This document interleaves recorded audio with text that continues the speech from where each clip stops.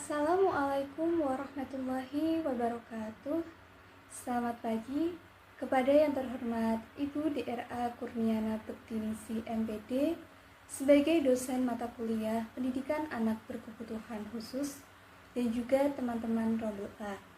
Pada kesempatan kali ini, kami dari kelompok 12 akan memaparkan terkait hasil kerja dari kelompok kami mengenai pemberian layanan pendidikan bagi anak berkebutuhan khusus. Adapun anggota dari kelompok kami meliputi yang pertama Alfia Mu'afifah NIM 140141902.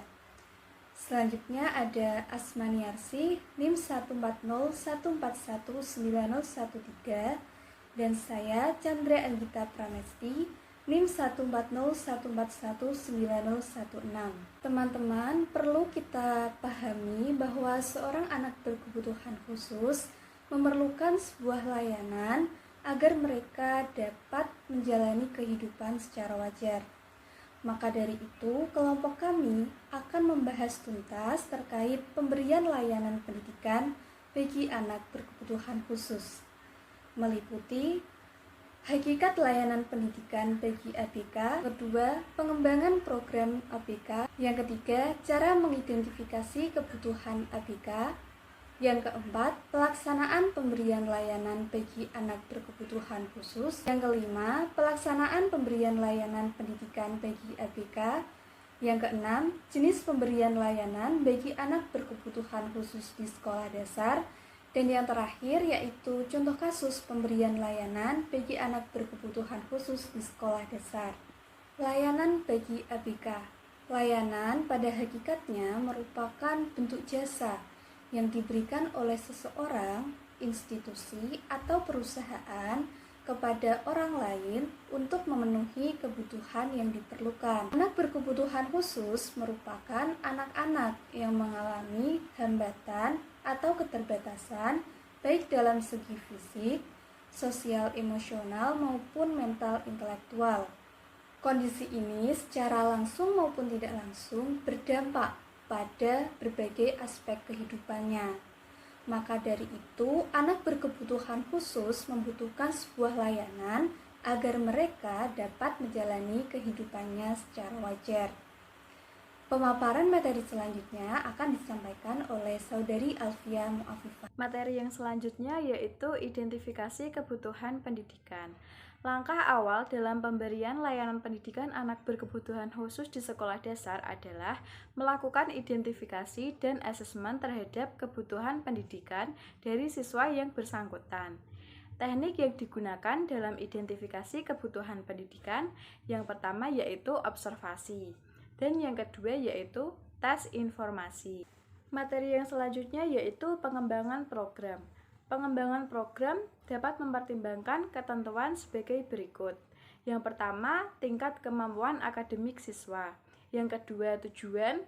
Yang ketiga, hubungan antara tujuan jangka pendek dan jangka panjang. Yang keempat, hubungan antara pendidikan khusus dan pelayanan yang diberikan. Yang kelima, rencana untuk memulai layanan. Dan yang terakhir, prosedur evaluasi. Selanjutnya, prosedur pengembangan program. Langkah awal yang harus dilakukan adalah membentuk tim penyusun program untuk melakukan diskusi dan menganalisis permasalahan yang dihadapi siswa. Yang pertama, mendeskripsikan kompetensi siswa. Yang kedua, menentukan teknik dan alat evaluasi. Yang ketiga, mengembangkan ranah kurikulum. Dan yang keempat, menetapkan strategi pembelajaran. Selanjutnya, pelaksanaan. Dalam pelaksanaan memperhatikan hal-hal sebagai berikut. Yang pertama, mencermati tujuan dan sasaran program. Yang kedua, fasilitas dan sumber belajar. Yang ketiga, materi dan lembar kegiatan. Dan yang keempat, kalender pendidikan. Terima kasih kepada Mbak Alfia Mu'afifah yang telah memberikan kesempatan kepada saya. Baik, saya akan melanjutkan materi mengenai pelaksanaan program. Selama kegiatan berlangsung, guru bukan hanya berperan sebagai pengajar. Lebih dari itu adalah sebagai fasilitator dan motivator dalam pelaksanaan program. Kemudian ada evaluasi. Evaluasi atau penilaian diberikan pada setiap akhir kegiatan pembelajaran atau dalam periode waktu tertentu dalam bentuk teks informal maupun tes formal. Evaluasi dilakukan untuk mengukur tingkat kemajuan dan prestasi belajar yang telah dicapai oleh siswa.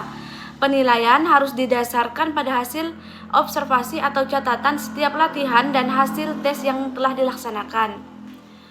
Kemudian ada jenis pemberian layanan terhadap anak berkebutuhan khusus di sekolah. Yang pertama ada layanan akademik, ditinjau berdasar aspek peserta didik. Yang kedua kurikulum, ketiga saran dan prasaranan, dan yang terakhir ada pendidik. Kemudian layanan non-akademik. Layanan non-akademik, pengembangan life skill dalam penyelenggaraan pendidikan inklusif. Kemudian dapat dilakukan melalui kegiatan ekstrakurikuler.